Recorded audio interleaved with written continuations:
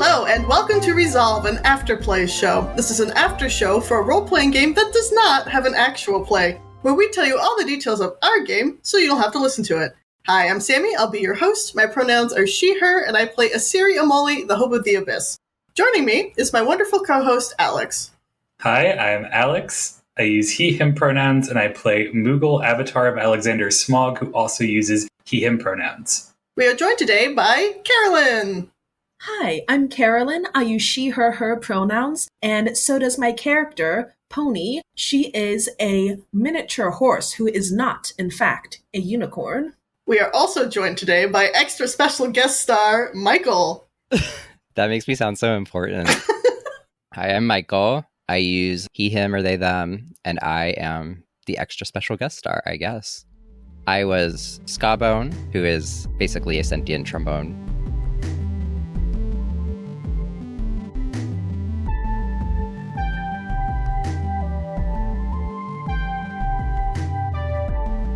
All right, welcome. Thank you for joining us today. Now that we're all here, Alex, why don't you tell us about the actual play? Previously in EFFETE, WorldCorps enters the pyramid and finds Skabone in a lounge at the bottom floor. With his help, they navigate traps and win a musical battle on the way to the top. They play up to the cameras which broadcast their exploits to a crowd outside the pyramid. In a confrontation with the piano, Steinway, they lose track of Synthphonius. At the top, the party rejoins with Euphero, Theremin, and the Triangle Children and plot to move the sound cloud inside while winning over the hearts of the people. As they move to confront Stradivarius, Synthphonius teleports to the top of the pyramid and sends out a musical burst, pushing himself to the top of the billboard. Stradivarius joins WorldCorps and their allies in a musical battle against Synthphonius and the sound cloud. In the battle, the Triangle Children evolve into tubular bells. After the sound cloud and its billboard dissipate from the party's redirection of musical energy, Synthphonius forfeits by leaving his side of the battle floor. Behind the sound cloud was the WorldCorps, which Asiri grabs in a more abyssal form. She also implants remnants of the sound cloud into a television in the lobby of the pyramid. Asiri passes the WorldCorps to Tau, and at their touch, it flies to the portal in quarter note.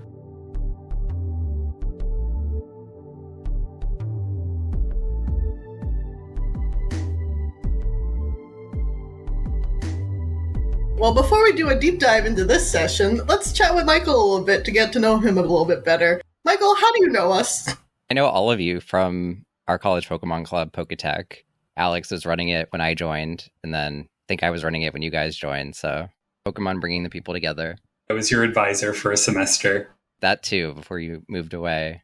What is your history with tabletop role-playing games? I have done a bunch of different campaigns. With you three specifically, I've done most of them, but not all of them.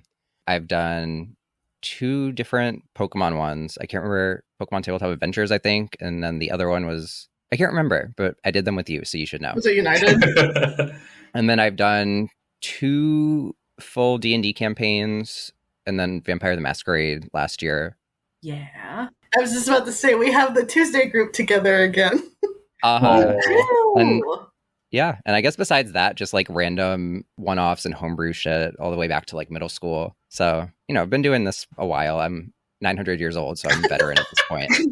You are also secretly a vampire. That's true. I guess that's my history with it. I mostly have done it as a player. I've done a little bit of DMing and like the one-off stuff, but not in like a long-form campaign. So I actually have no idea how you were roped in to play Skabone. So how did that happen? I just got a message from Dan. He's like, hey, do you want to be this character? Like, are you able to play interstitial? I'm like, let me just make sure that I can do it. And then I'm down. That was basically it. Like, I don't know. It's not that exciting, I guess.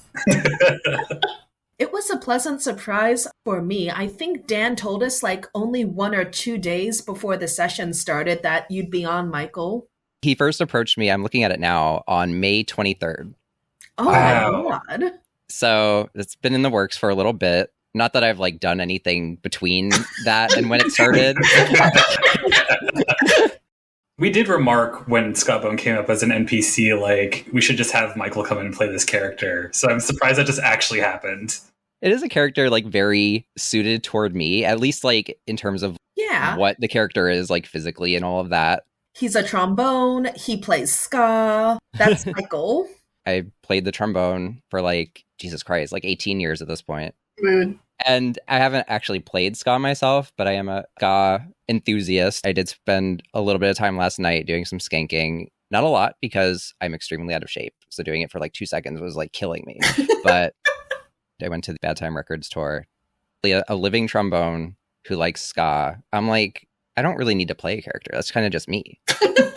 So the only difference is that because I didn't really have a good idea of how I wanted to do it. So it was kind of coming to me as we went. And I'm like, what if he's kind of like a playboy? And I'm like causing problems and stuff because he has so many like jilted exes. And I'm like, that's not me in real life. I'm like Aroace. I'm like not that exciting.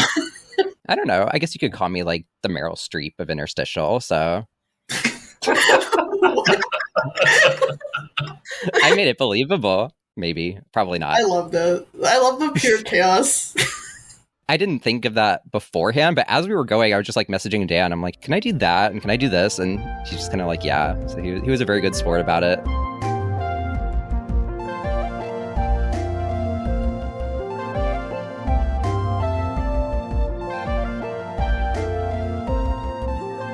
Let's get into the meat and potatoes of what happened here. We enter the pyramid, y'all, and we run into our titular Skabone here. That's me, the titular. For those of you who might not, Jesus. For those of you who might not remember, the last time we ran into Skabone, we were just running past him because he gave us a fashion check that was good to go past him in the pagoda and didn't really get to say much. So nice that he decided to follow up with us. Yeah, I mean, it's kind of bold that you would consult a ska fan for a fashion check. I don't know what you're talking about. Checkerboard is where it's at. It's true. We also had the most horrendous outfits possible, and he was like, hell yeah, brother. Exactly. I need to get a replica of Pony's rhinestone cowboy hat so I can wear it while I'm on camera in the sessions. I will turn my camera on for that. Nice. Really brings you into the character. It does. It really does. It's like doing a dress rehearsal for a play. Yeah. It's like really get in it. I tend to wear my sea creature jewelry when we play games, so. When we were doing Vampire, I really like wearing my makeup from work when I was playing Artemisia, just because I was like, ooh, my mascara is so sharp, it can kill a man.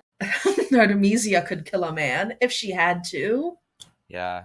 I was not dressed milfully when we did Vampire, but I kind of felt it anyway. You know, maybe next time. I do sometimes shrink down a bit when playing characters because I tend to play characters that are much shorter than me. Definitely did that as Lucinda. Do it a lot as Smog because I think Smog in some way has a Napoleon complex.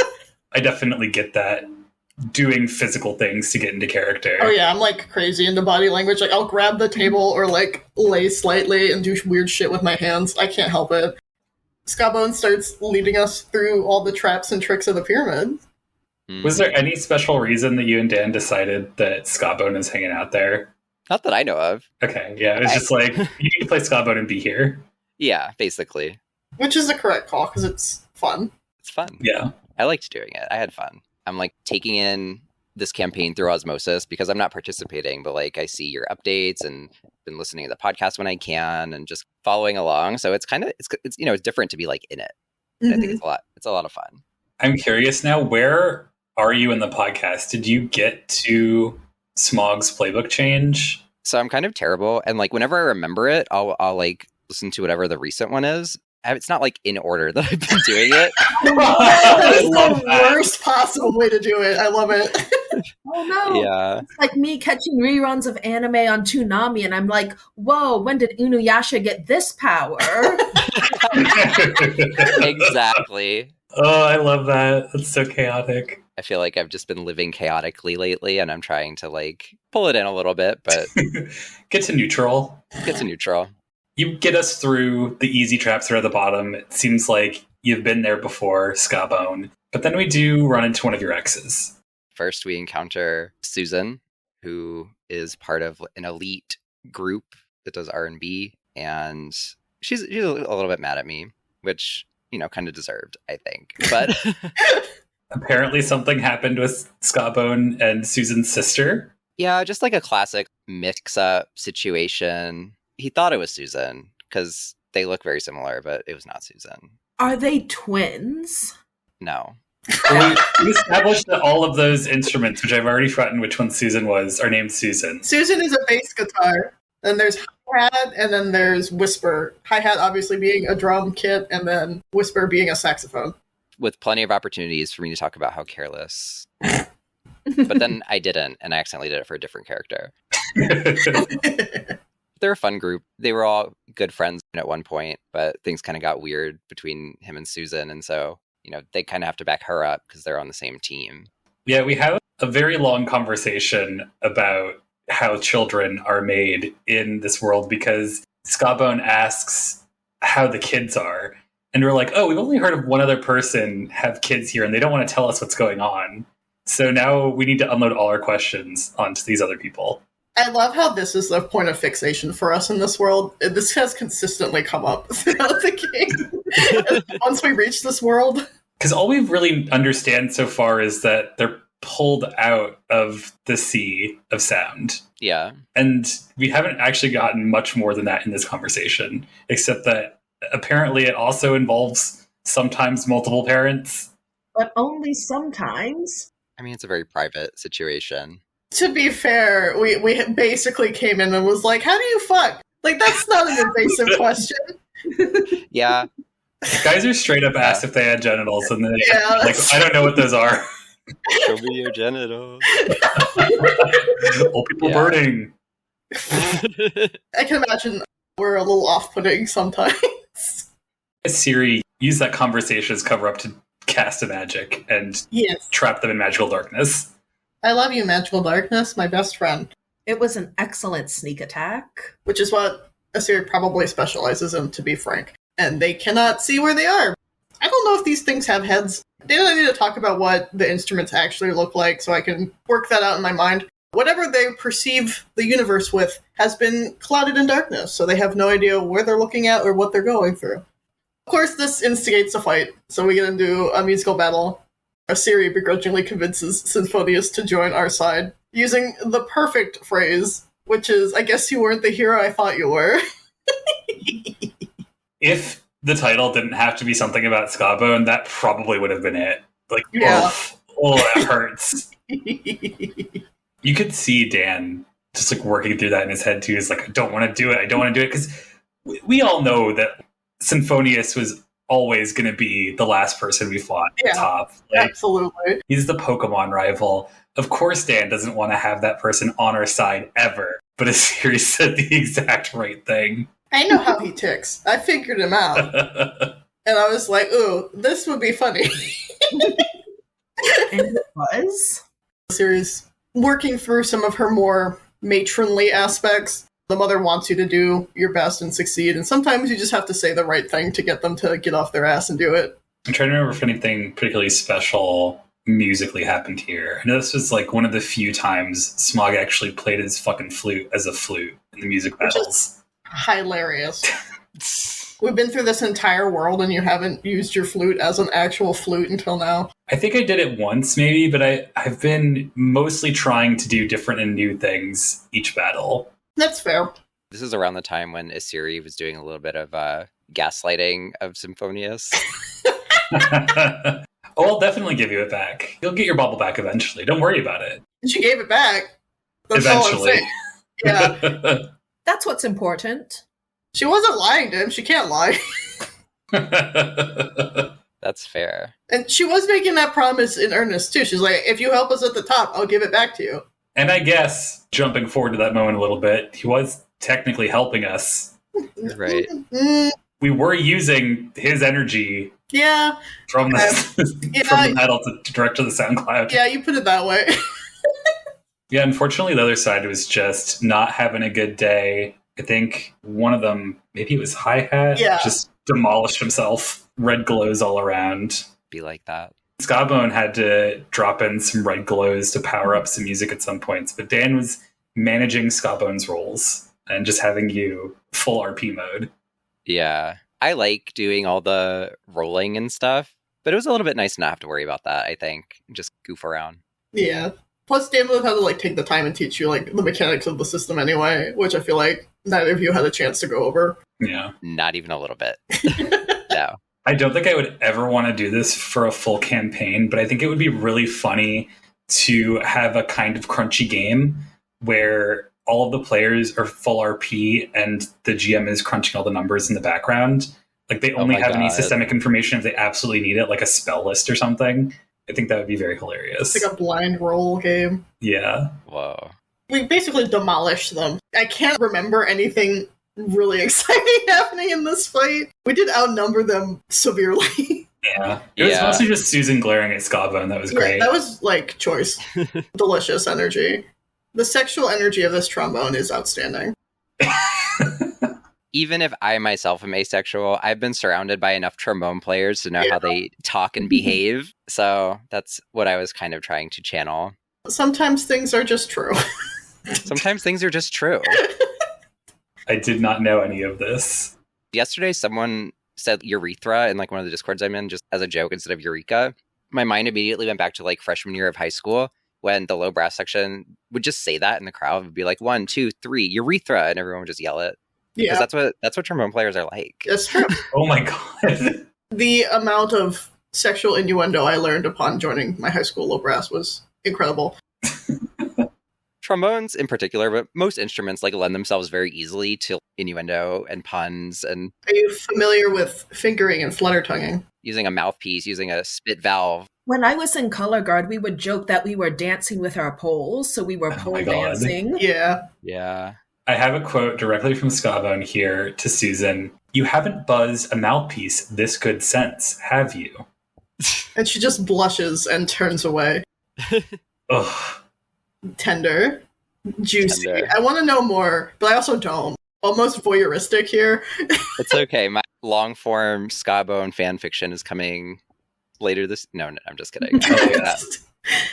You're going to find some NPC to ship Skabone with and write that fan fiction. I don't need to pick one. I have all of them. And probably it'll be Paw. Oh, okay. Stop it! Why do you keep shipping Susie's dad with people? It's a problem. Look, Skabone is not one to turn down a good DILF, you know?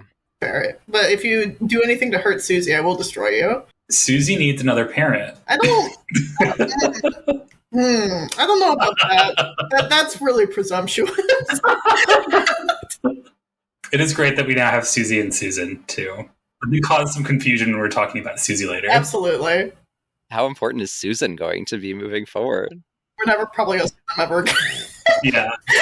Unless we touch back with Skabone and Skabone has something to say about Susan. Dan hasn't said anything about doing more Skabone, but I don't really have a life, so Would you be up to like voicing other NPC characters? You could be like the Tom Kenny of our podcast, where you're just like a background character. God, I wish I could be like that. I don't know. I probably could if Dan is like up for it. Join the game as another connected, but more true to what the connected playbook is asking you to do. I don't know if I could join that in depth because like it sounded fun and all, but like when it started, I was like, I can't dedicate all my time to doing this. But yeah, every once in a while, I could do it. So from this musical battle, we head up the stairs, and Skabone has less of an idea what's going on up here. Yeah, starting to enter some unfamiliar territory. He wants to be helpful, but he can only do so much. I like how Dan played into the traditional trope of a pyramid having like booby traps and false floors and whatnot. That makes me extraordinarily happy. I was kind of hoping he would lead you into an area where they sell like fishing supplies and things like that, like the Bass Pro Shops pyramid. Oh my god. It's very dark in there, but there are rails of pulsing pink light to keep you on beat. So it made me think of laser tag. Oh. Ooh. I haven't been to laser tag in like at least 7 years. It's been a long time. I think it was before I moved to Virginia. I think it's been 14 years for me, probably. Yeah. When you said the pulsating pink light, my first thought was like that Mario Kart track Electrodome. Ooh, yes. I don't know why. My brain went to Crypt of the Necrodancer because it was a pyramid but a crypt. I gotta pick that up again. I've never played, but Zach and I did Cadence of Hyrule co-op. It works perfectly because we are in a musical video game. Did Dan explain that to you? Because I feel like there was a point where he stopped and was like, oh yeah, this whole world is a video game, Michael, and then kind of went on. I mean, that was when I found out about it. But also, I feel like that was enough explanation. I feel like I got it from there. Oh, there was this point early on, and I don't think Dan stopped at this point, but you mentioned using slide grease. And I think that was you starting to do the like innuendo stuff. But legitimately, slide grease was like a video game item we used early on to toss like a banana peel in Mario Kart to trip people up. Oh my god. Yeah. I didn't know about that until literally now. So that's why I was like, hey, do you have more of that? And we were talking about having to buy more from the convenience store. Yeah. Someone was asking if they like delivered. And my first thought was like the Bowser phone in Mario Party. Oh where my you can, god. like, call up Bowser Jr. and buy items from him. Yeah. Yeah, you invented the Shreds phone. Exactly. I love that we just say things and Dan has to live with those consequences. I think that's the point of role-playing, Alex. I think you boiled it down to it. I think that that doesn't always have to be. I feel like that's slightly more an improv thing. Usually players have a little less control over the narrative. But I like it, and I'm glad that Dan works with us to make those things manageable. I mean, I like meticulously plan stuff and whatever, but when it comes to role playing, like I feel like the improv is the most fun part. Yeah, same. Yeah. Gets me to actually like activate my brain a little bit. I feel like my best moments are also improv. Like when Asiri and Pony had that moment a couple of sessions ago where Asiri was all worried and Pony was like, don't worry, we'll find some clothes in your size. Yeah, that's what I was worried about. God. So good, though.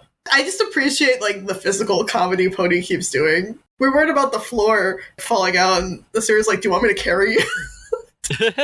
And she did, and Pony is very grateful for that. If she can't be a unicorn, she can at least be a water horse, a seahorse. A seahorse. I feel like it's very appropriate that during this session there was a lot of picking up.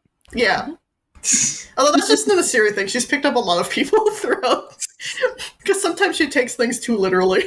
Well, speaking of falling down, we run into Steinway, who appears to also have some sort of romantic history with Skabone. Does everyone date this fucking trombone? I mean, yeah. Yeah. There's a reason he's a fucking trombone. I've definitely known trombone players who are like that. Yeah. You could point at like a random person in the band and they've probably been involved intimately at some point. I'm gonna put a warning on this one for trombone players. It's okay, I can reclaim it. It's okay, they already know. It's intentional. By Icon, Skabone has another X in this room. Bicon. So Steinway, who I believe is... He's a piano. Steinway's just like, no, you don't get to pass because I want to be at the top and you're going down. I'm going to activate this trapdoor. And then Smog's like, I don't know about that. And then turns invisible. There's a little between that. He hits one of the traps and goodbye, Synthphonius. Right down the trap. And then Smog starts trying to rally the people and he's like, look at how the powerful push the buttons of power. Look at what the top of the charts are doing. Smog's manifesto towards the common instrument. Steinway definitely has his like Kronk moment where he accidentally hits the wrong trap. Wrong lever. Because he's trying to get Skabone like as revenge, but no, it's poor Synthphonius. Synthphonius really can't catch a break. I know he's supposed to be our antagonist, but still. I didn't see any pictures or anything, so in my mind, he looked like Thelonious from Shrek. Oh my god. Maybe that's just because I'm always thinking about Shrek. That's fair. I will consider that when I draw Synthphonius. I don't remember if we've talked about this on the podcast, but Carolyn, the reason that you chose a Shrek world character was because I was to Michael, like, you could totally play a Shrek character if you did interstitial, right? That's why that came up. I think so. We were definitely talking about like Shrek and funny alternatives to fairy tales. It's been a while though. Well, Smog is invisible. He finds a button to push. Is not sure exactly what it'll do, but holds on to it to see if a musical battle will happen. And Asiri starts trying to talk Steinway into joining the group. Listen, all I'm saying is the more the merrier. It makes sense because the more people we have on our dance battle side, the more like stat bonuses we get. But also in a series community, working together is the biggest, most important virtue that you can do. So it makes sense for her to be like, why don't you come onto our team so we can take it to the top together? Yeah, what's more exciting in music than a collaboration? We're going to make like a fucking super group. It's going to be great. Mm-hmm. We're going to be the next weather report. It definitely works into our like theme of just completely dismantling what the music battles mean as a group coming through here. I love it. But yeah, he does not relent, and so Smog hits the button, and away goes Steinway down the hole. Classic, timeless, perfect gag. Perfect. The only thing Asiri had qualms with is that nobody knows where these things go. And then she's like, well, how are you going to collect your victims then? Your victims. You're going to eat them, right? Like, what's the point of having a trap? It's like when you have a mess and you just shove it in the closet and you're like, I'll deal with that later, but then you don't. See, Asiri doesn't know where the closet is. Good for her.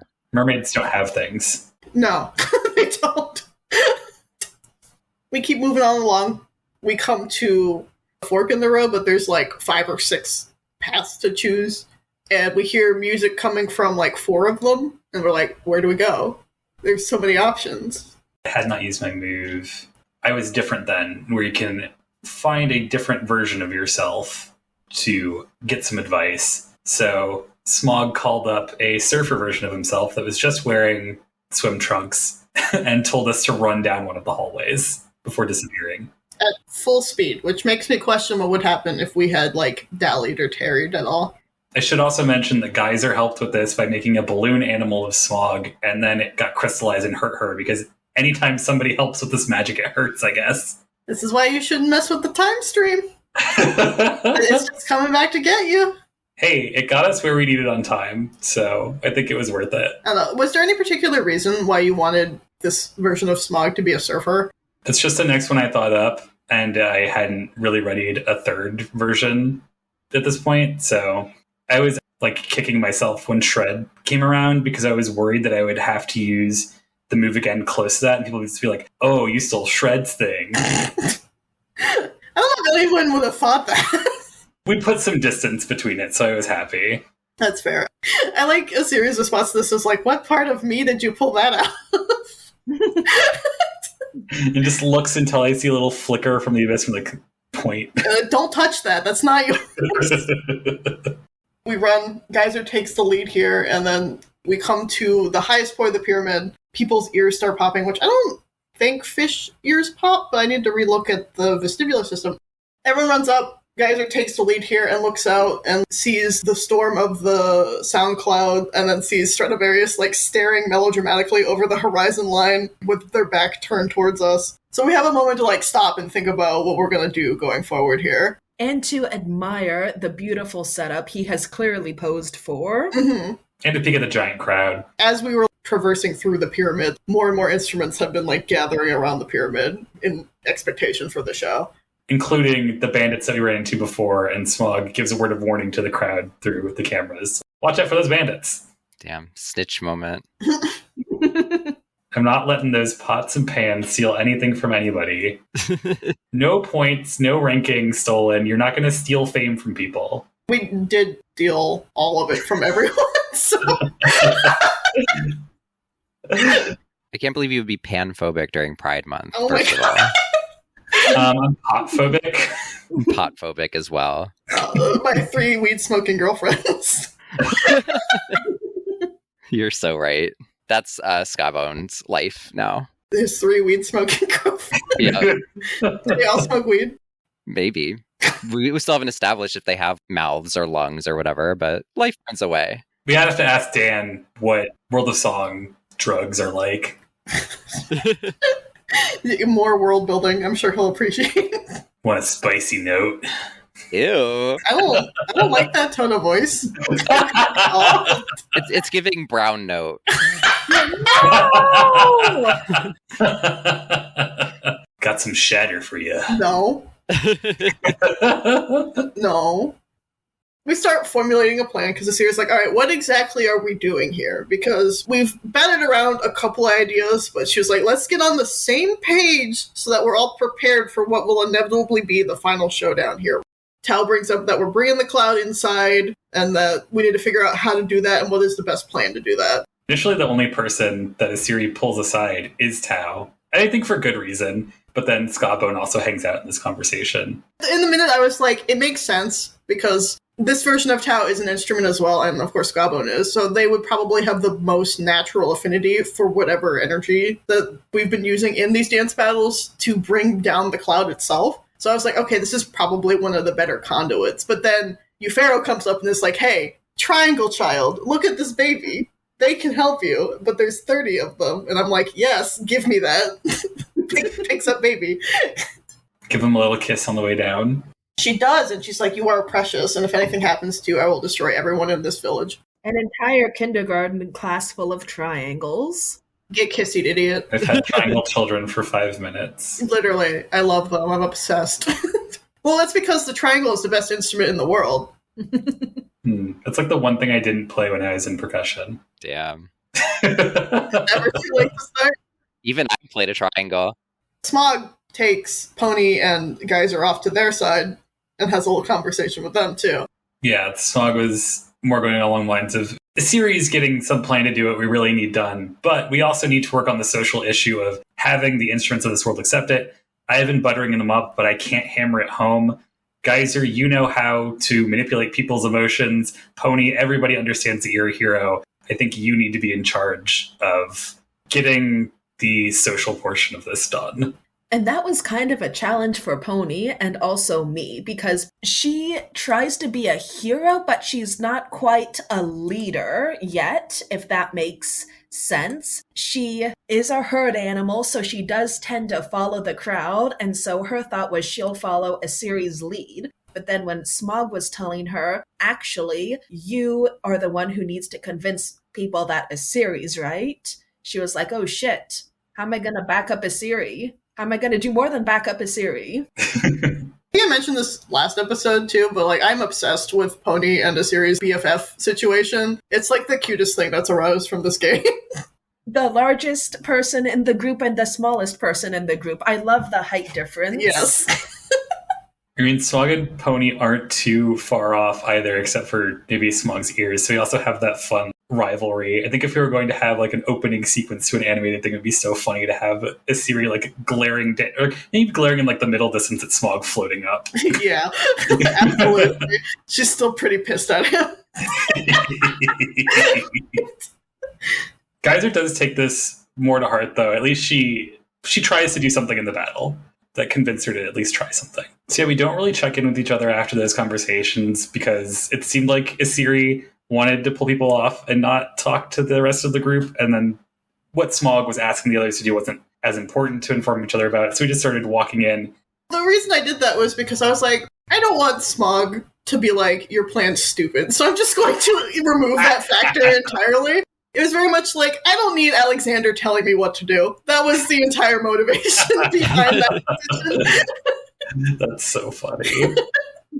Like, the thing is, Smog probably would have been fine with it, would have not had anything to say in that conversation at all, would have just sat there. Yeah. He's just so worried. It's fine. It worked out. We start walking up, and Stradivarius gets blasted down by Synthphonius appearing and tossing the mask away at Geyser when she asks about it. I love that, because he just, like, warps it, and he's like, you forgot I could teleport, right? It's, like, the most extra fucking entrance imaginable. Hey, P-Brain. You teleport? What a smarmy little guy. What a Gario. I fucking love Synthphonius. So funny. Dan absolutely nailed this character. All the tropes of a rival, but all the tropes of somebody who thinks they're, like, that good. And in reality, he is pretty fucking good. He's just a fucking brat. He was born to meet the moment that Euphero created. We've established that before. He was at once billed to excel in this society and destroy it, which is horrible. What a horrible lot in life. I do feel bad for him a little bit, because we do basically take away a lot of what he wants at the end. Yeah, his vision was to share the power of the billboard with everyone, to take it so that he could pass it out. And we were like, actually, the concept of the billboard ruling all of society sucks, so we're going to hide it away a little bit. Very different visions for the future there. Yeah, we just need to make it more applied, and we're going to turn this into the NFL of this world. Yeah. I think at one point our goal was to destroy it, and I'm kind of glad we backtracked on that a bit. It doesn't seem as disruptive. The way it was explained, like, Euphero set this entire thing in motion, but the people quickly accepted it and played into it. So it wasn't as if they were all strong-armed. into making this like a societal custom. Some portion of the people do like this and do enjoy it. It's just weird and obtrusive that it has usurped the entirety of society. And thinking about how that relates to the real world, like, I don't hate all pop music. I don't think it should stop existing. I think there are a lot of circumstances around it that I do not enjoy, but there's good music there. Not to be a millennial, but I can't help but think of the TikTokification of every single website. Yeah. Yeah. Spotify, stop trying to feed me video. Please stop. I guess we should talk a little bit about what happened in the actual battle, though. That might make sense, yeah. At some point. I mean, a lot happened. this was a longer fight for us. Well, the last one wasn't even a fight. He just fell in a hole. We've all been there. You had a lot of great jokes about Steinway needing to be more careful with his holes. Yeah. Getting him to tickle his ivories one more time. Oh my god. But he declined. The first big thing that happens in this fight is Geyser's long and somewhat confusing speech to the crowd, and then trying to play off Synthphonius and calling bullshit on him framing the party as evil to his good. I love this moment. I think Dee had a lot of fun with this moment. I have no idea what Geyser was trying to say. It seemed to have won some people over. Yeah. It kind of made sense to me, and it worked as Geyser trying this out for the first time. Mm-hmm. I love that Dee had Geyser transform into a giant rainbow concert speaker for this as well. Yeah, that way everyone around us could hear it. Get it all the way down to the cheap seats in the crowd. Yes. It was very impassioned. I kind of like that, though, because Geyser, for the most part, as we've seen, has worked people either like one-on-one or maybe in like smaller groups. This was like the first real big public speaking application that they've done. It makes a lot of sense that they would stumble over their words with that level of pressure, given what's going on here. It's a good start, though. Mm-hmm. I'm interested to see if Dee takes that anywhere. Oh, here's a thought, because Geyser has been so interested in science. At some point, Geyser turns into a teacher, just like a classroom lecturer. That could be interesting. Geyser becomes the mystic. Ooh, that'd be fun.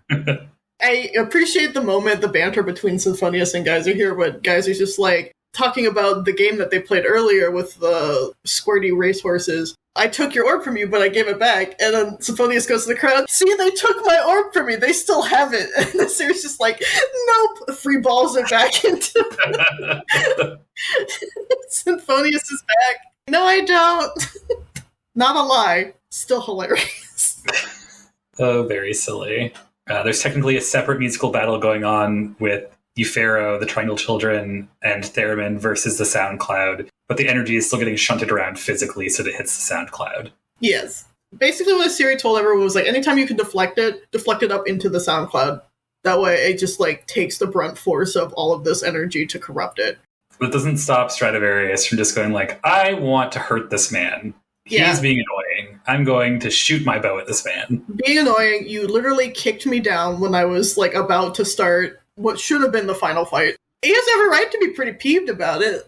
I think it's just funny, instead of just participating in the battle as normal, he's just like, nah, I'm gonna fucking Glock you in the face. Time to smash. And we get the best moment of the campaign, which is... Of the campaign? Whoa. Or at least of this world, I guess. The best moment of this world.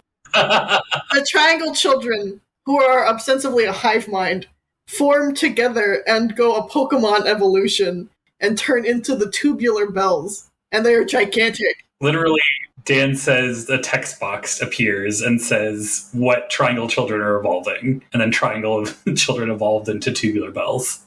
And they're massive. They've never really talked. They've just sort of chimed. But now we have like a big dong whenever they make a sound, and it's awesome. So yeah, as we keep shunting energy into this, it dissipates, losing the form of the sound cloud and eventually losing the billboard. And Smog flies up to Synthphonius and says, like, you're not going to get anything out of this anymore. No one is. I forfeit. And that puts him off just enough that he gives one final strike to the sound cloud. And that's when a series strikes. Yeah. I love this. I was like, all right, well, I've switched playbooks. Like, I haven't had an actual moment to use any of my skills in my new playbook until now. So I was like, oh, this would be a fun way to do it. I used the move from the Prodigy, Dual Identity, and I just let the Abyss take over and just, like, water rushes up, black ink goes everywhere, the Kraken up releases, grabs all of the energy of the sound cloud, and the world takes it and drains inside the pyramid. It was awesome. Yep. And during this, Synthphonius steps out of bounds, and the confetti pops up, and the music battle's over for no rewards because the series up in the sky playing with that. I have taken the cloud from you. My cloud now. It's my cloud now. Steals your vape. No. Where's my jewel? Oh my god. I like the moment there at the end when everyone's just kind of sitting there because there's no point anymore. The confetti is just falling, and Synthphonius is just, like, somberly standing there. Yeah, we have a little chat like, hey, is this really going to work? It's not your problem anymore. I love his question is, did the mermaid eat the sound cloud? Which I think would have been a funny alternate universe if that's what really happened. I don't know what that entails, but I do like the possibility of it. Does that mean a Siri has a billboard just displaying somewhere on her every once in a while? No.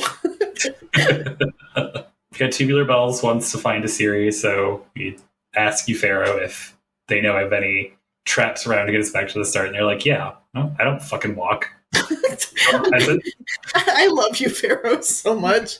What a fucking smarmy bitch. I love them.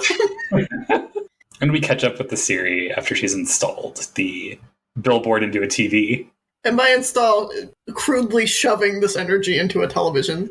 It works. She has no idea what she's doing. She's like, I've seen people in Sequence Charter touch TVs, so this should be fun. Like, honestly, I'm surprised Tao is so willing to go along with a series plan here, because when she was discussing it, they were like, are you in control of yourself? And the series like, yeah, I am now. What happened before was an accident. I woke up and didn't realize what was going on, but now that I'm fully aware of everything, it shouldn't be a problem. And I think, if memory serves, Tao still had a dark link with me at the time. I don't remember if that's changed or not. I don't remember if you worded it like this way on purpose, but somewhere in there, if I remember correctly, there's like a like you. And I think that is what resonated with Zach. It's like, oh, right. Tao just had this moment where their world was soup and they had to like pull everything together. And that was the same moment that Asiri had. Yeah. And if Smog had one of those moments, you guys didn't get to see it. Shakes fist. Smog's hiding things. Yeah, Siri passes off the WorldCorps to Tao. It flutters off through the portal and then takes us through as well. And the alarms go off because we've triggered the motion sensors. Yeah. We said a little goodbye to Skabone. Yeah. I think Smog asked if they were going to open up a hot topic. Yes. Smog did ask that. Well, are they? It's yet to be seen. I don't know how successful malls are in this world. There's a whole fashion pagoda. He was from there. That's the only reason I asked. Is like, what do I put together with the fashion you're talking about, ska, and not having to do music anymore? Yeah, that's fair. I mean, even when you're not doing music anymore, the ska in you never really dies. So That's true. the upstrokes are just always there. He opens up an escort service. No. Maybe. No. I don't know if I was getting this across very well. He's not intentionally like a playboy or like trying to cheat or whatever. He's just so oblivious and stupid that these kind of situations just happen to him. Yeah. Oh, no. I don't know if that makes it better or worse. He's a Scott Pilgrim. He's a little bit of a Larry Butts. What would you have done differently? I don't know. I feel like I had fun with it. Maybe I would have done a little more pre-planning stuff, but I feel like it kind of went better because I didn't. So We love Skabone. We love Skabone's romantic misadventures. We love Skabone's musical energy. All of it. playing Skabone really got me like in the right mindset for the ska show I went to yesterday. Makes me want to pick the trombone real bad, but Pick it up. pick it up. I haven't in a while. We got to put it in context. We played one day, you had the show the other day, and now the day after we're recording. Yes, exactly. It's been a busy week. But for me, it was a Tuesday. Or as I like to call it, Wednesday. Today's Thursday. Friday comes afterwards. Friday, I'm in love. No. I wish Pony had interacted more with the little triangle children before they became one huge creature, or I guess person, or mecha. I kind of envisioned them as a mecha made up of several parts, but they're definitely larger now and less cute. I feel like that was a bit of a wasted opportunity on Pony's part. Oh. I don't have any regrets this time, so I think everything kind of played out the way I wanted it to, the way I expected it to, I guess. I'm very satisfied with how the end happened, so I'm cool. I think I took point more than I've been trying to, but I've also tried to use that as a way to drag other people in, like especially Michael with Skabone. I tried to direct you toward things to get you in there. Yeah. So I'm kind of back and forth on how much I want to do that for future sessions, but I think it worked here. I think it was good.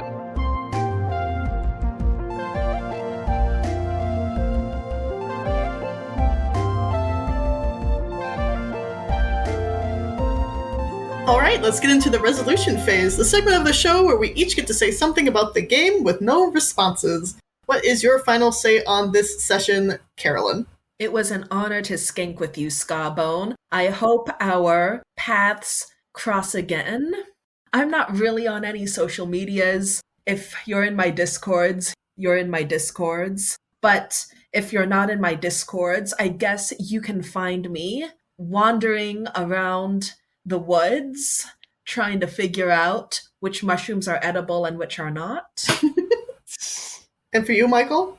I guess all I have to say is that Dan should prepare himself for some light bullying from me to try to reprise this Skabone situation, because I will be annoying about it.